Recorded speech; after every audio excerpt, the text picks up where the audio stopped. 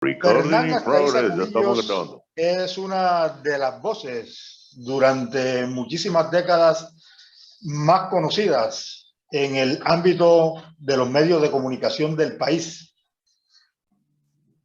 De una saga familiar de comunicadores renombrados, su tía Margarita Cubillos, su primo hermano Henry Holguín Cubillos, entró a esta senda en donde se ha mantenido durante mucho tiempo de manera exitosa. Bueno, ¿cómo entra usted a las comunicaciones, Fernán? ¿A los cuántos años? ¿Y cuántos años tiene hoy en noviembre del 2021? Hola Luis, pues un placer realmente grande estar aquí con todos ustedes hablándoles desde Ciberlatina Estéreo en Bogotá, la estación de los latinos en la red. Y eso tiene que ver con una casualidad muy afortunada. Mi tía Margarita, que tú acabas de mencionar, regresaba de trabajar en Venezuela, en Caracas, cuando la época aquella de la Venezuela Saudita, y trajo una grabadorcita de esas de carrete.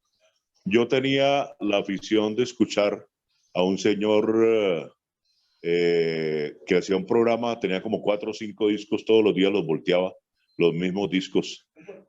Un programa como de la nueva ola de música del momento, y me dio la goma un día por grabar como un pedacito del disco y hacer más o menos lo que hacía el tipo. Él se llamaba Humberto Sánchez, creo que fue uno de los primeros DJ que hubo en Cali. Entonces Humberto Sánchez me motivó, digamos, de alguna manera para tratar de imitarlo. Entonces yo grabé un pedacito de los discos, creo que tenía como 4 o 5, eran uno de Enrique Guzmán, uno de los Beatles, bueno, no recuerdo mucho. Y grabé el pedacito del disco y hablé, pero yo ni siquiera me escuché, la grabadora quedó por ahí. Y más adelante estaba Margarita, estaba también el recordado Eduardo Afán, estaba con ella, y en ese momento no sé qué iban a hacer o qué pasó. En todo caso devolvieron la cinta y rodaron, y me escuché por primera vez. Y oh, sorpresa, todo el mundo abrió los ojos. ¿Ese eres tú? No puede ser, pero qué voz. Tenía como 14, 16 años, algo así. Más adelante, digamos que ese fue el primer contacto físico con el hecho de hablar, de la locución y eso. Y me gustó cómo quedó eso, me gustó cómo sonó. Más adelante, por esas carambolas de la vida, apareció por ahí un loco argentino que se llama Roberto Angelelli, al que mi tía Margarita le dejó el puesto de periodista del aeropuerto en el periódico Occidente en Cali. Entonces Angelelli me propuso que hiciéramos un programa de radio y fuimos a dar a la radio 1200, la emisora que por una casualidad extraña de la vida había sido también de mi ex suegro, el papá de mi ex, de Carmen Rosa Franco. Y pues allá empezamos el programa, hay una cantidad de enredos, de líos, eso nunca salió adelante. Y ya, digamos, profesionalmente, puedo decir que yo empiezo en la costa, porque me voy con el flaco Álvaro Castellano Pinzón para Magangué, Bolívar, una emisora que llamaba Ondas del Río. Eso era del senador Rafael Curia Arrieta, y estaba un personaje en cine ya que era compositor, Rafael Curia, ¿cómo se llamaba? Luis, bueno, en este momento se me escapa. Compositor del himno de Magangué, señor muy especial. Y allá me encuentro, no sé por casualidad o en Cartagena, con Cristian Toro. Cristian Toro es quien me lleva a mí a las primeras emisoras de Todelar, donde ya, pues puedo decir yo que arranqué en una emisora grande. Eso fue, pues, a mis 18, 19 años más o menos. Y en este momento, pues, tengo orgullosamente bien llevados 70 años. Bueno, la llegada a Radio 1 de Cali, en donde pues se marcaba la pauta en música romántica en ese momento. ¿En qué momento se produce? No, pues lo de Radio 1 es mucho más adelante, ¿no? Yo después después de haber estado a ver, hagamos rápidamente los saltos en el tiempo, después de haber estado en ese comienzo en Cartagena, que estuve en Radio Vigía, en La Voz de las Antillas, que tenía también el mismo estilo de Radio Uno, yo me regresé a Cali y trabajé muy fugazmente en Radio El Sol. Ahí tuve unos problemas por desorden, por indisciplina, porque era un muchacho un poco díscolo y pues se enojaban por nada, porque yo dejaba de ir 2 o 3 días, entonces ya, pues patrones delicados, ¿me entiendes? Entonces, de ahí estuve un tiempo como pedaleando, regresé acá, me vine a Bogotá, estuve en Radio Melodía, y estando en Radio Melodía entro en contacto con Germán Tobón Martínez, que es quien me lleva a Radio 1. Esto se produce ya cuando Radio 1 era, te digo yo, el fenómeno radial de la época. La sintonía de una emisora de esas en AM era, bueno, súmate tú lo de, hablando de las de aquí, Olímpica, Candela, la Radio 1 y unas 4 o 5 FM, más o menos, ese era el volumen de sintonía de una de las emisoras de AM de esa época. Y Radio 1 pues arrasaba en Cali en ese momento. Bueno, ¿cómo llega Cartagena a La Voz de las Antillas? Un modelo radial que indiscutiblemente dividió en dos la historia de la radio en Cartagena, un modelo radial que a pesar de haber desaparecido hace algunos años, aún continúa en la memoria de los cartageneros. Pues ese modelo no solo está en la memoria de los cartageneros, sino del país entero, hermano. Tú tienes todavía emisoras en las que, por ejemplo, en Medellín, en el mismo Cali, en Bucaramanga, en varias ciudades de la costa, las emisoras de baladas continúan siendo, pues de alguna manera, un recuerdo nostálgico que ha pasado de generación en generación, ¿no? Yo llego a La Voz de las Antillas también por cuenta de Cristian Toro y del compañerito Luis Alberto Ortiz. Yo estaba en Vigía, había hecho por ahí unos turnitos de noticiero en emisora Fuentes, esto queda en el edificio Fuentes, y pues hay un hecho notorio ahí que fue el incendio de Radio Vigía. Yo no sé si tú recuerdas ese momento clásico del recuerdo de la radio en Cartagena, que fue cuando se quemó Radio Vigía, el estudio de Vigía, no sé por qué, hubo un corto, algo pasó, en todo caso se prendió, y Torito sacando la consola, y las lenguas que tú sabes que siempre se han caracterizado ya decían, no, el Torito queriendo sacar la consola y el Fernan empujándolo para la candela. Entonces, en ese momento, yo empiezo a hacer unos turnitos en La Voz de las Antillas. A ver, recordemos personajes de esa época. Estaba, creo que ya el desaparecido Néstor El Pindo. El Pindo era todo un playboy ahí con su bigotico y su pinta caribe. Estaba también el flaco Álvaro Castellanos, estaba Monterrosa, Raúl Monterrosa, y otro que nunca volví a saber nada más, Tomás Rollero Pose. Esos eran los locutores de ese momento. Después llegó Luis Alberto Payares Villa, el Pupi Payares. Esos fueron los locutores con los que compartimos en ese momento.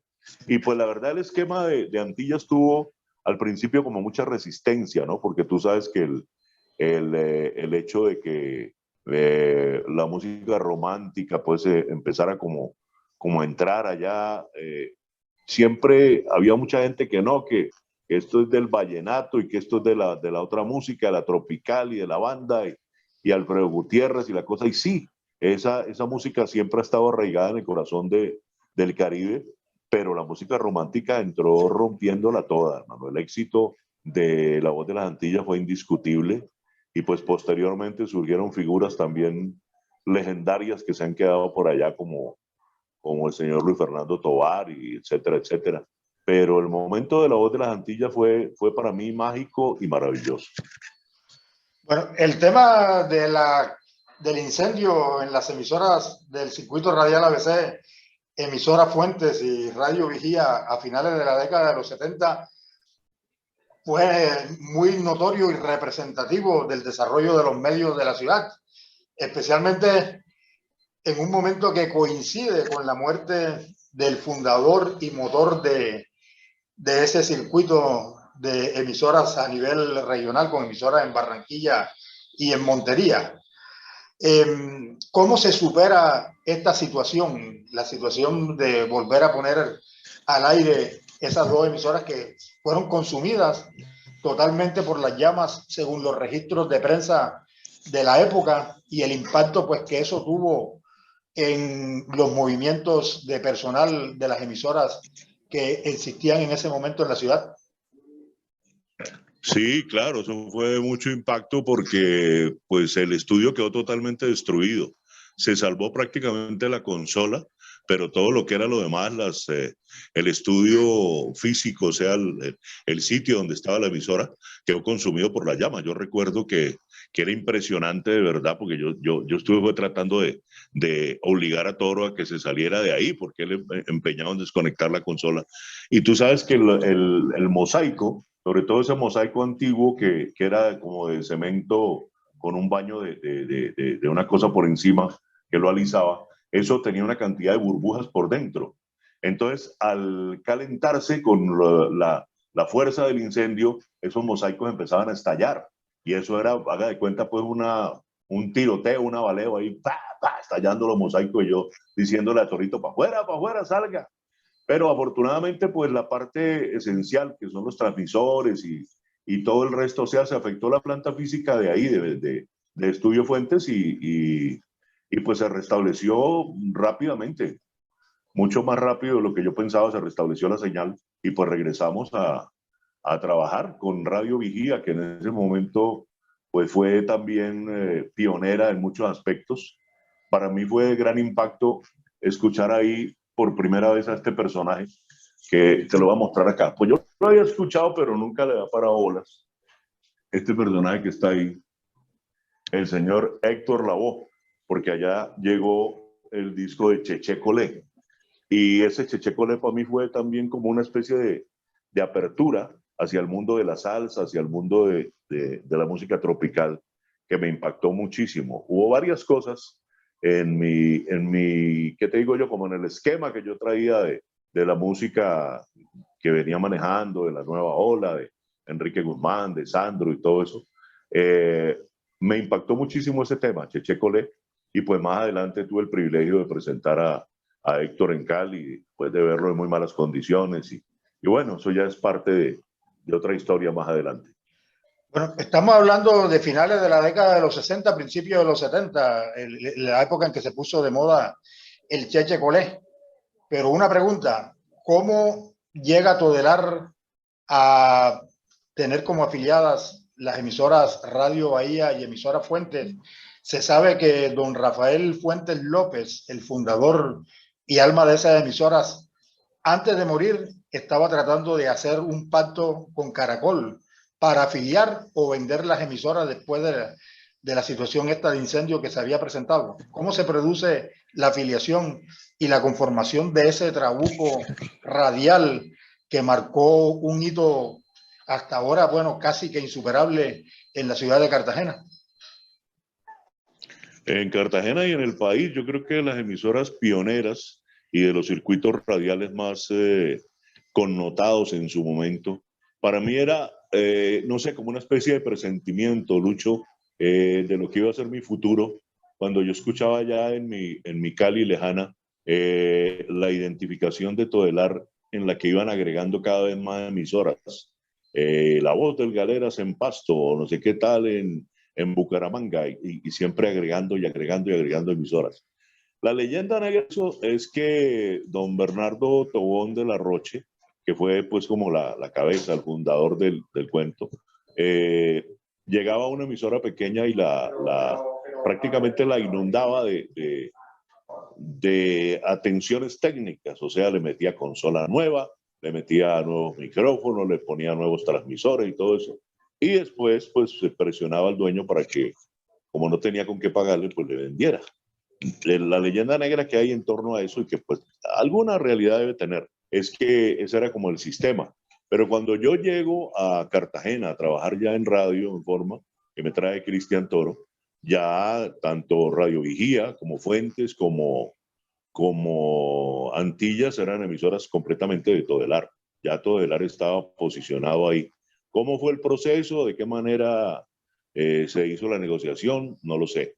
Pero ya eran Todelar, identificaban como de Todelar. Es más, yo alcancé a leer algunas emisiones del noticiero Todelar de Colombia en emisora Fuentes, que era como la matriz, donde estaba el espectacular Adelmo Jiménez, otro personaje inolvidable de esa época. Sí, bueno, Fernán, una de las características de la radio de esa época eran los programas en radioteatro. Fueron muy famosos los programas en vivo en emisora Fuentes y Radio Vigía, incluso antes de que llegara Todelar. Era una emisora que prácticamente tuvo durante mucho tiempo un estudio de grabación de discos como parte de su estructura comercial. ¿Cómo eran esos tiempos? ¿Cómo se vivían los programas esos en vivo? ¿Cómo lo percibía la gente que estaba afuera? Pues eso era toda una magia, Lucho. ¿Por qué? Porque el auge de la televisión no había alcanzado ni remotamente pues, los niveles, y mucho menos en nuestro medio, de lo que más adelante llegó a ser. El auge de los programas de radioteatro no solamente marcan una época espectacular en nuestro medio, acá en Bogotá con la hora Philips, en Cali durante mucho tiempo Manolo Villarreal, otro locutor costeño espectacular.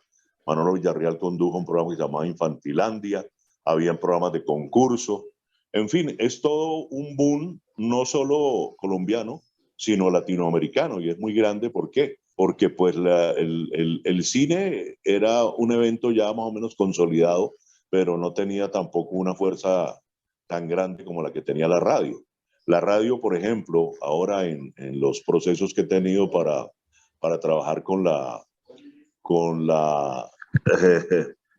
para trabajar con la estación de la Universidad Nacional y pues en algunas cátedras que me han invitado ahí, he hecho bastante trabajo de investigación en torno a los comienzos de los programas. Y esos programas fueron el sustituto total de la televisión mucho tiempo. Imagínate tú a Celia Cruz cantando jingles. Celia Cruz en un escenario allá de la cadena Suaritos o de la cadena Azul, cantando las cuñas, los comerciales de radio los cantaban en directo con la Sonora Matancera. Y bueno, las orquestas y las figuras que pasaron por acá fue algo espectacular. La hora Philips, aquí en Bogotá, en Caracol, en la 19. Y por supuesto allá también, allá surgieron muchas figuras de los que yo recuerdo así más o menos de mi época, que pues pasaron por ahí, que no les pararon muchas bolas, pero que lograron más adelante hacer toda una carrera, pues nada menos que el magangueleño Rodolfo Aicardi. Rodolfo estuvo pataleando bastante en Cartagena y presentándose en varios programas de radioteatro, hasta que por fin le sonó la flauta en emisora Fuentes, en Disco Fuentes. No sé si el Fuentes se hizo desde Cartagena o cómo, pero el éxito que alcanza Rodolfo empieza con los programas de aficionados. Y Celia Cruz empezó en programas de aficionados. La gran mayoría de las figuras grandes de esa época y de mucho tiempo, pues estuvo en el programa de aficionados. ¿Por qué? Porque era una especie de relax. Primero, era un evento gratis, porque la mayoría de las veces que yo recuerdo no se cobraba entrada para el radioteatro. La emisora Fuentes tenía un excelente radioteatro allá que todavía existía cuando yo llegué. Y por supuesto pasaban artistas de todo género. Y había programas de concurso. Unos de esos programas de concurso pues vieron al Joe Arroyo cantando baladas, por ejemplo. Que el Joe quería ser Rafael, el Joe quería ser cualquier otra cosa menos lo que llegó a ser. Aunque afortunadamente pues era indiscutible y el legado maravilloso que ha dejado a pesar de su trágica desaparición, pues a toda una época y es uno de nuestros ídolos. Pero el Joe empezó cantando canciones de Rafael y de Sandro y quería ser baladista en esos programas de concurso. Entonces esto no solo es de vital importancia, digamos, dentro del desarrollo de los medios de comunicación, sino que fue plataforma de lanzamiento de muchísimos artistas, de los Panchos, de todas las primeras figuras del son cubano y posteriormente, pues en México también, la radio a nivel de programas de radioteatro, pues hizo no solo toda una época, sino toda una generación de fanáticos y de artistas muy importantes. Bueno, Ferga, Cartagena de Indias, pues deportivamente en esos tiempos muy marcada por el béisbol y el boxeo. Las transmisiones, los programas deportivos, los nombres de las personas que los hacían. ¿Qué recuerdos tiene de eso? Pues de manera muy especial, el comienzo, el principio, la incursión del Pupi, de Luis Alberto Payares Villa. Yo era muy poco, ¿qué te digo? Muy poco dado, muy poco cercano a los programas deportivos, porque pues lo mío era más como la música, pero las grandes transmisiones de los eventos boxísticos y pues las figuras que surgieron de allá, Bernardo Caraballo, el Kid Pambelé, en fin, todo eso le fue dando no solo a la radio costeña, sino a la figuración deportiva nacional, a Colombia entera, un sitio muy especial en el espectro de la comunicación mundial. Eh, Napoleón Perea, el mismo Adelmo también creo que transmitía deportes, y pues la figura legendaria de Barranquilla, que es un ícono del Caribe entero, que es el gran Marcos Pérez, se destacaban especialmente en este tipo de... Después de que yo me fui de Cartagena, se presentó un fenómeno muy grande, que fue el del programa ¿Qué hace usted por Cartagena? No sé si lo recuerdas. Alguna vez Guillermo Baena. trajo Germán Tobón una cinta, Guillermo Baena Sosa. Y ese tipo de programa, de alguna manera, se adaptó también, se calcó acá en la radio en Bogotá y pues tuvo muchísimo éxito porque ese tipo de eventos así de corte muy popular siempre pegan, siempre son de mucho agrado del público. Bueno, un nombre que indiscutiblemente influyó y creo que fue pues muy decisivo en la consolidación de ese fenómeno radial que significaron las emisoras de Todelar en Cartagena, fenómeno que se repitió en todo el país. Luis Alberto Ortiz, un pastuso, conocido como el Compañerito. ¿Qué recuerdos tiene de don Luis?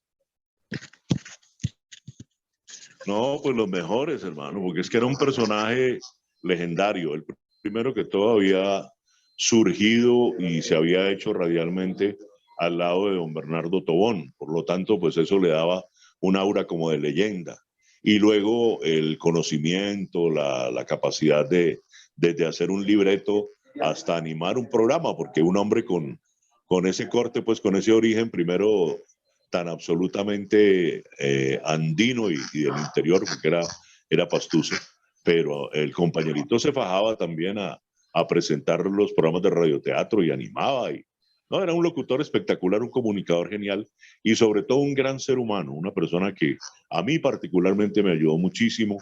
Yo estuve intentando regresar por allá en una segunda oportunidad muy brevemente con la que fue como la primera pareja mía, que fue una periodista uruguaya que se llamaba Liliana Liberati, y pues Compañerito nos abrió las puertas, la instaló de una en el tema del noticiero, y bueno, desafortunadamente no pudimos como pegar en ese momento y nos regresamos a Cali, pero siempre fue una persona muy especial y cada vez que yo llegaba, que yo pasaba por Cartagena, yo sabía que yo entraba a la oficina de Luis Alberto Ortiz y al día siguiente por tarde ya estaba trabajando. Entonces para mí ha sido alguien muy especial. Bueno, ¿qué sigue después de Cartagena, después de La Voz de la Santilla, después de Todelar para Fernán Astaiza, una de las voces pues insignes de la radio en Colombia? Pues hermano, es un recorrido bastante largo y bastante accidentado, ¿no? Porque yo regreso a Cali, de Cali me voy para Medellín, paso por RCN, por Todelar de nuevo, empiezo nuevamente a tratar de hacer un recorrido, digamos, como latinoamericano.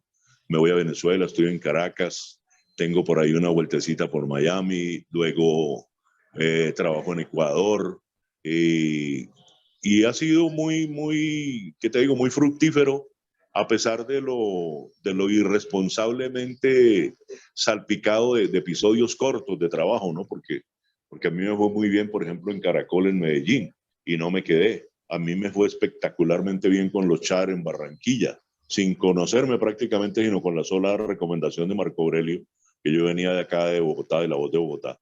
me incluyeron en la plantilla y me dieron la dirección de emisora Atlántico, imagínate. Para alguien a quien ellos no conocían, que Miguel Char no tenía ni idea quién era yo, darme de una vez la dirección que en ese momento estaba saliendo un monstruo de ahí, que era Edgar Perea, que estaba dirigiendo eso. Y llegar yo y de una vez darme la dirección de emisora Atlántico, pues es un aval, es un respaldo de la calidad de lo que yo podía dar. Y bueno, traté de dar lo mejor que pude, pero todas eran incursiones muy breves porque yo estaba muy loco, hermano. Yo andaba de un lado para otro, no me quedaba. Y eso es algo de lo que yo me he arrepentido, especialmente en ese caso, porque toda la gente que se quedó allá trabajando con los charros está en este momento pues divinamente bien ubicados, han organizado sus vidas muy bien. Y pues yo me perdí, digamos, de pronto de muchas oportunidades, no solo allá, sino también aquí en Bogotá, por esa vida como nómade, como de gitano, de un día aquí, 2, 3 meses en Medellín, luego vuele otra vez para la costa, luego regrese otra vez a Cali, luego vaya para Ecuador, en fin, fue una cosa muy salpicada de varios eventos, pero pues como para concretarte el periodo de lo de Cartagena, yo regreso a Cartagena, me encuentro nuevamente con el que fue el hombre de los comienzos, que fue Cristian Toro, y entro a trabajar en otra emisora legendaria también de Cartagena, que fue Victoria Internacional Estéreo, donde lo encontramos. Victoria fue en su momento, yo creo que uno de los booms más grandes que ha tenido la radio, no solo en Cartagena, sino en la costa atlántica. Es más, yo creo que de todo mi recorrido de casi 50 años de vida profesional, o tal vez más, ha sido una de las pocas partes en donde yo nunca necesité vender. ¿Por qué? Porque el programa se vendía solo. Yo hacía mi programa del mediodía ahí en Victoria Internacional Estéreo, y al final del programa siempre tenía 1, 2, 3 llamadas. Oiga, ¿por qué no viene por acá? Ya hablamos que necesito que una publicidad, que tal. No tenían absolutamente que salir a buscar nada. La publicidad llegaba sola al programa. Y pues fue un momento muy chévere ahí con Lo Franco, con Gife, con el popular Friki, que quién se iba a imaginar que ese muchachito que iba ya a hacer su programa de fantástico llegaría a ser el tremendo manager, representante, trajera a Juan Luis Guerra, armara un concierto épico aquí, que por cierto me dio el honor de presentar, lo que fue el de los 20 años, 30 años, no recuerdo, un aniversario de Joe Arroyo. En todo caso estuvo Richie Ray, Bobby Cruz, estuvo también, ¿cómo se llama el dominicano? Juan Luis. No, Juan Luis Guerra no, Juan Luis Guerra no estuvo en esa. El otro hombre, Wilfrido, estuvo Fruco, bueno, una constelación de estrellas espectacular, Andy Montañez, y pues eso fue una locura, ese concierto aquí en el estadio, y ahí era empresario Ángel Torrens, pues al lado de otras figuras, ¿no? Entonces, hermano, fue una época muy, muy bonita, y pues ahí conocí a la que fue más adelante la madre de mi hija, Carmen Rosa Franco, ahora una excelente actriz, triunfando ahí en el evento de esta novela que se llama La Nieta Elegida, que tiene muy buen rating en este momento. Ahí está Carmen Rosa. Y pues ha hecho toda una carrera. Hoy por hoy es maestra de artes escénicas, y yo la conocí allá en esa etapa. O sea, fue una etapa muy bonita, pero mucha gente de la que me recuerda de esa etapa no tiene idea de la primera etapa, que fue mucho antes, cuando no tenía ni idea pues de que se iba a formar algún día lo que más adelante fue Victoria Internacional Estéreo. Y pues bueno, las anécdotas y los recuerdos de esa época son absolutamente maravillosos, imborrables. La figura de Cristina, tristemente desaparecida ahora hace poco. También Aníbal Gutiérrez, bueno, mucha gente querida, el espectacular Chucho, el hombre del sonido, por acá está Henry Morris, bueno, en fin, mucha gente muy querida, y una etapa maravillosa en mi vida esa. Después de eso, pues ya nos regresamos a Bogotá, ingreso en otro terreno, que es el tema del doblaje. Ya empiezo a trabajar con Discovery Channel, con Nat Geo, regreso a Caracol, a Radionet, y ya es como la etapa del cierre de toda esta enloquecida carrera de más de 50 años de radio. Bueno, Fernán, anécdotas de Victoria Internacional Estéreo, que otra de las emisoras icónicas imborrables, casi que inolvidables de la historia radial de Cartagena? Pues yo diría que las muchas anécdotas que pasaron por ahí, especialmente la de los festivales de música del Caribe, que pues tuve el honor de ser presentador ahí. E hicieron una transmisión en directo de televisión y pues el señor Tovar estaba desesperado por figurar, por salir, por hablar, y sale con un sol canicular que reventaba, con saco, corbata y todo. Entonces ahí hubo un, como una especie de pimponeo muy maluco al aire, muy desagradable, porque Tovar me quería arrebatar la palabra, yo trataba pues de dejarlo hablar, pero también yo tenía que hablar. En fin, eso fue muy chistoso. Y hubo también, digamos que una especie de evento trágico en ese momento, porque fue una de las primeras crisis del Joe. Joe llegó ahí hecho una calavera, con unos zapatos prestados que le nadaban, porque ha tenido una pelea con la mujer y le ha cortado un pie, y le han tenido que prestar unos zapatos grandes, entonces casi no podía bailar, pero pues lo hizo maravillosamente. Lástima que hasta último momento, hasta el último aliento le exprimieron este par de bellezas, la mujer y el representante le exprimieron hasta las últimas gotas de talento y de vida, prácticamente lo mataron, se puede decir. ¿Usted estuvo en el cubrimiento de los festivales de música del Caribe desde el comienzo o cuando llegó a Cartagena ya había más de una edición realizada? Ya se habían presentado, yo no sé si uno o dos festivales que no recuerdo muy bien para cuál fue, pero pues yo estuve por lo menos como en 3 festivales de música del Caribe. Pero ya se habían presentado porque creo que los primeros fueron en la Plaza de Toros Vieja, en la Plaza de La Madera. Cerrezuela. Y después ya la Cerrezuela, y después ya los últimos, los que tuve yo la posibilidad de trabajar, fueron en la Plaza de Toros de allá de, ¿cómo se llama este sector? Bueno, recuerdos de la noche cartagenera de esa época, muy agitada, Uy, Dios la mío. vida. No, eso era una maravilla, porque pues lo que después se volvió un sitio no muy recomendable en ese tiempo era el sitio de moda que era la Escollera. Y con la Escollera pues teníamos canje con el Náutico, teníamos canje con el Capilla del Mar. No, eso era una maravilla. Y pues por supuesto la noche Caribe, la noche cartagenera, la noche siempre amable, siempre llena de sabrosura, de música, de ritmo y pues de mucha locura también en ese tiempo porque pues desafortunadamente yo tuve momentos no muy destacados de mi vida por el tema del alcohol, que afortunadamente ya llevo cortándolo ya hace más de 15 años. Bueno, Fernanda, esa magia, ese encanto que tenía la noche cartagenera, de repente se ve abruptamente cortado con la situación del narcoterrorismo, de los carteles y su lucha contra el Estado. ¿Cómo se vive ese momento? O sea, la gente que estaba acostumbrada a salir a disfrutar de la noche de un momento a otro tiene, como en esta época de pandemia, que devolverse a sus casas y guardar la compostura por la situación que se veía. ¿Cómo se vivió eso? Pues yo en ese momento, cuando el peor estado de las bombas de Pablo Escobar y todo, yo ya estaba acá en Bogotá, Luis. Y pues tuvimos un fracaso económico grande porque con mi ex suegro, con el papá de Carmen Rosa, con Jorge Franco, habíamos iniciado un proyecto en un restaurante en las afueras de acá de Bogotá. Y pues cuando empieza a presentarse todo este problema de las bombas y el terrorismo y de los ataques de Pablo Escobar, pues obviamente nadie salía.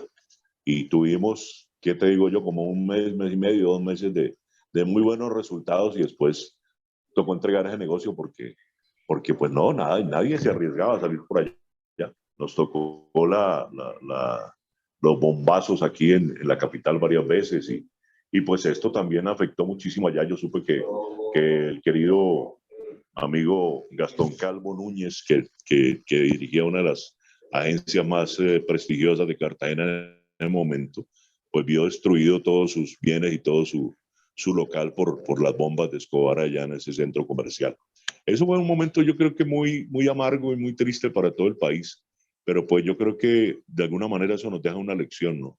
De que todos los extremismos conducen a eso. y pues lamentablemente sin llegar pues hasta esas etapas de terrorismo, pero estamos en unas apuestas tan radicales de extremos que es peligroso lo que está sucediendo en este momento. Bueno, ¿cómo se vivía el reconocimiento en la calle? Una persona o una personalidad de la radio como usted, la interactuación con la gente ya en el directo de la cotidianidad de la ciudad. Pues no, era muy, yo desde los comienzos, desde la etapa anterior, siempre tuve muy, digamos que como una muy buena fanaticada, ya gente muy querida, todo el combo de Mirna Bravo y muchos amigos especiales de ahí del centro. Y eso pues obvio se multiplicó mucho más ya en la etapa de Victoria Internacional Estéreo, porque pues el alcance y la penetración que tenía esta emisora era indiscutible. Y sí, muy grato, ¿no? Encontrarse uno a la gente en la calle, los que iban al programa, que iban a reclamar los premios, o simplemente llegaba mucha gente a conocerlo a uno, ¿no? Que lo escuchaba y lo iba a conocer. Y bueno, se hicieron grandes amistades, se conoció mucha gente espectacular. Y pues más adelante acá en Bogotá tuve la fortuna de dirigir y presentar unos programas que hicieron mucha época en su momento en Canal Capital, que fueron los programas de salsa, Tributo a una leyenda y La Esquina Latina. Y de esa época, de los temas de televisión de ahí, del Canal Zoom, pues todavía hay mucha gente que lo ve a uno, lo encuentra en la calle, lo reconoce. Y eso es muy chévere, muy grato, ¿no? Porque siente uno como que de alguna manera dejó una huella, ¿no? Algo hizo como para tener una buena recordación. ¿En dónde lo sorprendió el final de Victoria Internacional Estéreo y cómo sintió esa noticia que realmente impactó y muy negativamente a mucha gente en Cartagena, especialmente a la juventud de esa época? No, eso para mí fue un golpe brutal. Yo estaba ya acá en Bogotá y de pronto creo que fue en una avenida de Cristian Toro, yo no recuerdo, Cristina, alguien fue que nos dijo, no, pues que vendieron Victoria, que la vendieron a RCN. No, qué tristeza, porque esa emisora para mí, de todos los recuerdos, que hay muchos y muy gratos, pero esa emisora ocupa un lugar muy especial en mi corazón y lo ocupará siempre, ¿no? Porque fueron muy buenos los momentos vividos ahí y porque fue muy buena la radio que se hizo en esa época. Eso era, como te digo, la única parte en donde yo puedo decir con toda certeza que yo no tenía necesidad de vender, porque el programa se vendía solo. Bueno, pero una faceta de su vida también realizada en Cartagena, la de actor de películas como Queimada en Los Dobles, como Los Aventureros, como La Misión. ¿Qué La recuerdos tiene misión. de eso? ¿Cómo era el ambiente que se vivía en el rodaje de esas películas que marcaron también una pauta, una época muy importante en la historia de la ciudad? Pues el que recuerdo así como con más nostalgia fue que yo me fui a acompañar a un personaje, no recuerdo, alguien de allá de la sociedad cartagenera que lo habían propuesto para un papel. Y el tipo entró y miró la cosa del vestuario y le dijeron qué era lo que había que hacer, pues él se imaginaba que le iban a dar un papel con parlamento o algo así. Y no quiso. Entonces el tipo de vestuario me dice a mí, me dice, ¿por qué no se le mide usted a hacer el papel? Era como un figurante simplemente. Y dije, bueno, listo, perfecto. Estamos hablando de La Misión, la película que se hizo allá con Robert De Niro. Y imagínate que el vestido, la indumentaria pues de la época era un tricot, tres puntas, una caca, una camisa, una bufanda, un pantalón llegaba hasta la rodilla, unos zapatos de tacón, bueno, una indumentaria muy... Creo que uno de los premios que se ganó esa película fue de vestuario. Y, y la anécdota espectacular que tengo es que yo estaba con la curiosidad y cuando nos están asignando los sitios donde nos íbamos a ubicar, pues los de las comparsas, yo alcanzo a ver que hay como una alegato ahí en uno de los portales, que es donde se hace la escena donde él mata al hermano. Y pues yo me acerco a curiosear y veo al hombre ahí alegando entre español, inglés, italiano y no sé qué otro idioma pero así furioso, furioso y con la espada esa en la mano y se la tira a los pies al tipo de utilería y se va. Yo digo, ¿y qué habrá pasado? Después averiguando, me doy cuenta que es que De Niro, con la capacidad del profesionalismo pues de un auténtico actor de la trayectoria el hombre no hace nada que no esté avalado exactamente por la realidad. O sea, el sable, la espada que le estaban dando para el duelo con el hermano, no era de esa época. Entonces armó un zaperoco, la cosa más berraca, y botó el sable, la cosa de la espada esa, dijo que le conseguían un sable de esa época, aunque no hacía esa escena. Y pues eso me dejó a mí absolutamente impactado, porque otra anécdota curiosa, porque yo en Quemada, no, a pesar de que me ofrecí, no pude hacer nada, pero en Quemada recuerdo una anécdota que pues fue época ya en Cartagena, que Brando se iba, cuando le daba la gana, paraba la filmación, cogía su avión y se iba para allá, para Haití, para las islas donde tenía su mujer en ese momento, que era en Hawái, creo. Y de pronto Evaristo Márquez, que fue el actor natural que coprotagonizó y que descubrieron ahí, también se desapareció. Entonces empiezan a buscar a Evaristo y lo encuentran en la boquilla, en una rasca con tremendo frasco de ron y etcétera, etcétera, y un par de una en cada pierna y dicen, bueno, pero ¿qué, Evaristo? ¿La película? ¿Qué pasa? Y se lo me y si Brando se puede ir para Hawái, ¿por qué no me puedo venir para Boquilla? Yo también soy estrella. Esa fue una anécdota muy simpática. Lástima que este personaje no hiciera la carrera que hubiera podido hacer, ¿no? Ahí dentro del cine. Bueno, Fernan, pues muchísimas gracias por esto y para concluir esto, bueno, ¿qué está haciendo en este momento? ¿A qué se dedica? ¿Cómo van los proyectos de radio virtual en los que actualmente se encuentra empeñado? Pues estoy aquí, como podrán ver.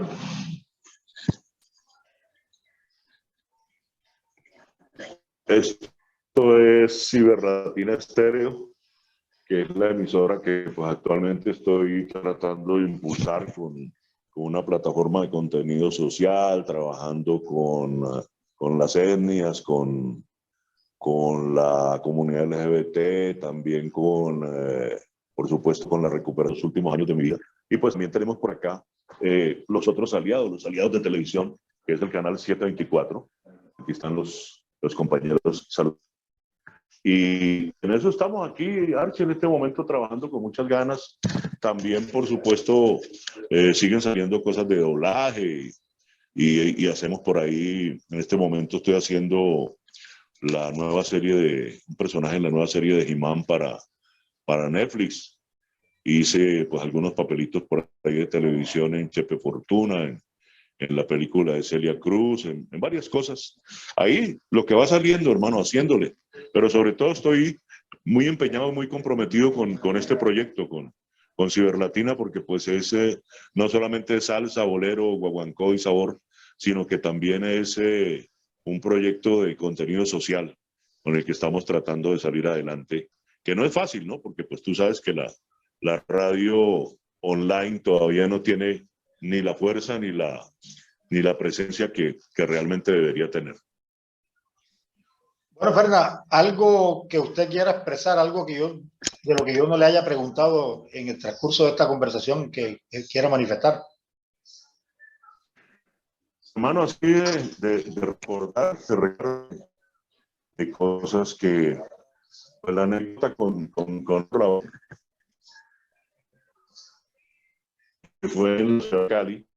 Yo no tenía ni idea de a lo que iba, porque lo estaban haciendo presentación gratuita en lo que se llamaba el Parque La María, allá a la orilla del río, y pues hombre no llegaba, y bueno, yo ya estaba a situaciones como esa en presentaciones ciertos de idiomas, también de otros, y finalmente llegó, pero la experiencia pues de haber podido pararme en una tarima y presentar a este personaje, entre otros muchos, ¿no? Que estuvieron a lo largo de mi carrera, pero particularmente a él, de verlo ahí en la situación en que estaba y todo, me conmovió mucho, ¿no? Porque a pesar de su talento genial, pues lamentablemente la droga siempre pudo más. y pues finalmente se lo llevó. Eso y muchas cosas más, ¿no? Hay para hacer un libro que lo tengo proyectado para terminarlo, porque ya está trabajado en una buena parte. Y bueno, muchísimas gracias, Lucho, por esta oportunidad y un saludo muy especial para toda mi gente allá del Caribe. ¿Ok?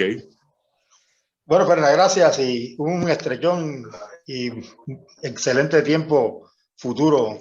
Los mejores augurios. Gracias, mi hermano. Un abrazo.